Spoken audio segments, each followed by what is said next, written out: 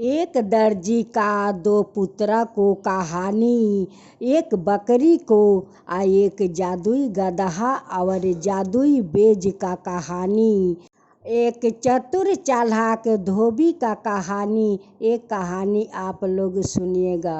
एक गांव में एक दर्जी रहता था। उसके दो पुत्र थे। दर्जी के पास एक बकरी थी। एक दिन दर्जी ने अपने बड़े पुत्र से कहा, जाओ बकरी को जंगल में से चरा लाओ।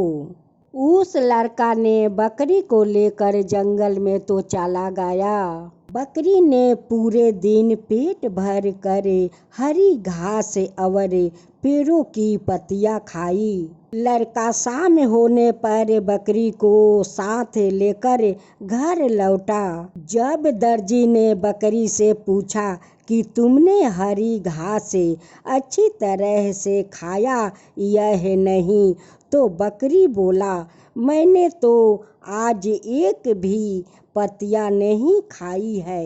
दर्जी नाराज होकर लड़के के घर से निकाल दिया। दूसरे दिन जब छोटा पुत्र बकरी को चराने के लिए ले गया, उस दिन बकरी ने खूब घास चरी, लेकिन शाम को घर आकर दर्जी से झूठ बोल दिया। दर्जी ने अपने छोटे पुत्र को भी घर से निकाल दिया। बड़े लड़के को एक बढ़ई के यहाँ नौकरी मिल गई। उसने 6 महीने तक परिश्रम से कार्य किया। तब एक दिन बढ़ई ने लड़के के काम देखकर उन पर प्रसन्न होकर कहा, बेटा, मेरे पास देने के लिए धन नहीं है। अब तुम पूरे काम सीख गए हो। मैं तुम्हें ऐसी वस्तु दूंगा जो सोने और चांदी से भी अधिक मूल्यवान है। बढ़ई के लड़के को एक मेच देते हुए कहा, यह जादुई मेच है। जब तुम इसे अपने सामने बिछाओगे तो वह स्वादिष्ट खाना से भर जाएगा। लड़का तो मेज लेकर घर तो चल दिया। रास्ते में वह एक रात धोबी के घर रुक गया।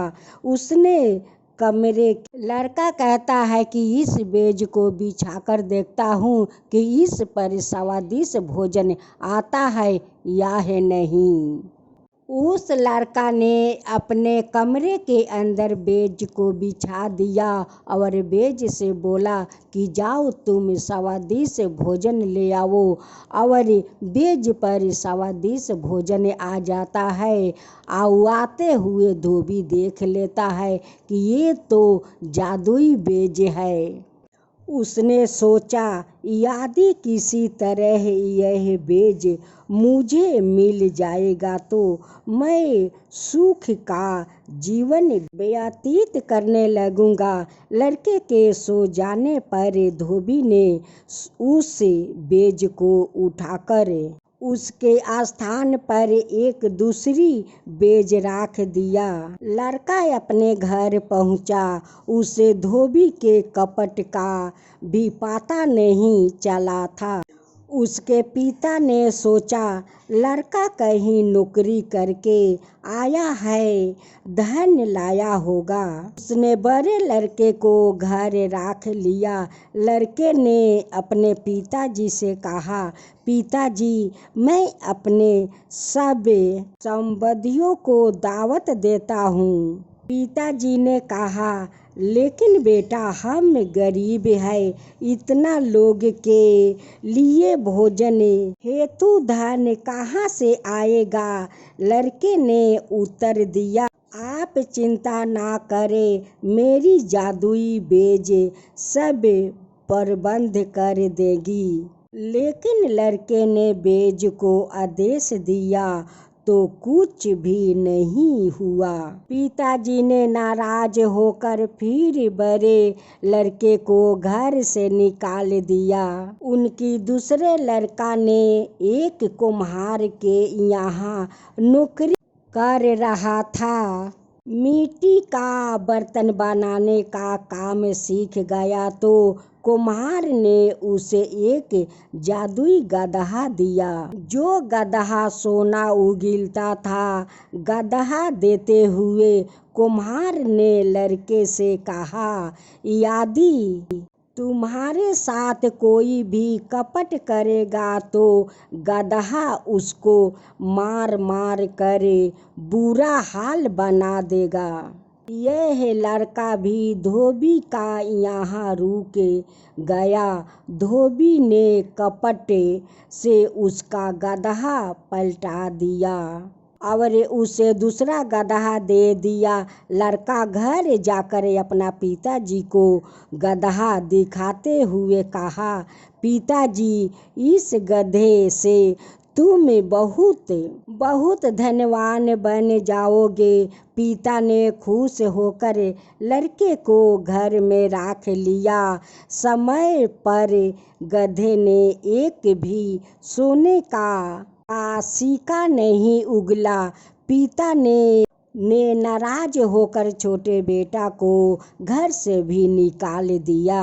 अब दोनों भाइयों की आपस में बात हुई तो दोनों को भेज और गधे पर संदेह धोबी पर हुआ। वह दोनों धोबी के घर चल दिया।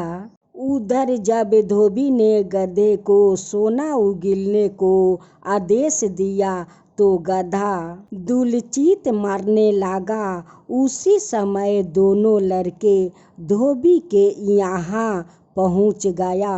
गधे ने धोबी को पीट पीट कर बुरा हाल कर दिया था। धोबी लड़का को देखते ही हाथ जोड़कर पैर में गिर पड़ा। बोला, भैया मुझे माफ कर दो। गधा अब भी दुलचित मार रहा था। छोटा लड़का बोला, तुमने हम दोनों से कपट किया था, उसका फल भोग रहे हो। अब मेरा गधा तथा भेज आपस कर दो, नहीं तो यह मार डालेगा। जब धोबी ने लड़के को भेज और गदहा दे दिया तभी गदहा शांत हुआ। लड़के भेज और गधे को लेकर आपस लौट आया। अब उसके पिता ने गधे और भेज का जादू देखा। अब उनकी पिता बहुत प्रसन्न हुआ। वह दोनों लड़कों से प्रेम करने लगे। अब भेज और गधे का सम्मान होता था तथा बकरी को कोई नहीं पूछता था। दर्जी तो बहुत धनवान बन गया। अपना दोनों पुत्रों को साथ एक साथ घर में रहने लगा।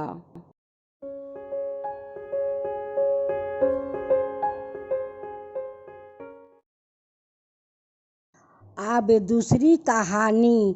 एक समय की बात है। रामगढ़ नामक एक राज्य था। वहाँ का राजा बहुत नेक और दयालु था। उसकी प्रजा खुशी थी। राजा का दरिया दिल की चर्चा दूर दूर तक फैली थी। राजा तो बूढ़ा हो गया था। राजा को अपने राजकाज की चिंता थी, क्योंकि राजा का एक ही लड़का था जो बहुत ही आलसी और कामचोर था। राजा बड़ा सोच विचार कर मंत्रियों की राय जानकर अपने पुत्र को एक साधु के पास लेकर गया और साधु को प्रणाम करे। उन्होंने सारी बात बताया। अपने लड़के को बारे में साधु के पास विद्वान अर्जुन बनने के लिए छोड़ आए। साधु महाराज बहुत ही विद्वान और तीव्र बुद्धि वाले थे। एक दिन साधु महाराज ने राजा के लड़के से कहा, बेटा, यहाँ से 8 कोस दूर जंगल है। तुम कल प्रयत कल जंगल से फूल और फल का छोटे पौधों को लाकर यहाँ लगाना है। राजकुमार को साधु की बात सुनकर बहुत गुस्सा आया, परंतु पिता कह गए थे कि साधु की आज्ञा का पालन पूर्ण करना। अंत राजकुमार ने अनिश्चित मन से अगले दिन जंगल जाकर फूल का और फल का पौधों लाकर साधु के बताए स्थान पर लगाया। साधु का कहे अनुसार उनकी सिंचाई कर उनकी रखवाली करने लगा। कुछ दिनों में उस स्थान का रूप बदल गया।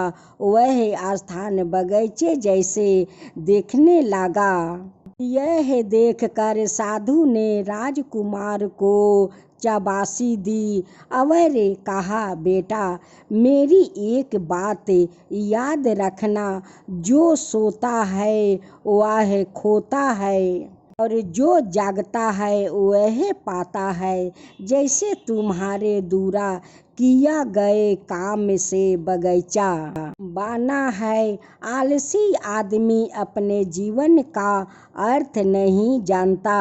राजकुमार को काम काज के बारे में ही नहीं, अपना जीवन का भी अर्थ समझ में आ गया। साधु ने जब राजकुमार राजा को सौंपा और राजकुमार का किया कार्य का बखान किया तो राजा की आंखें से खुशी के आंसू गिर पड़े। राजा ने कहा, साधु महाराज, अपने मेरे लड़का को जीवन का अर्थ बता दिया।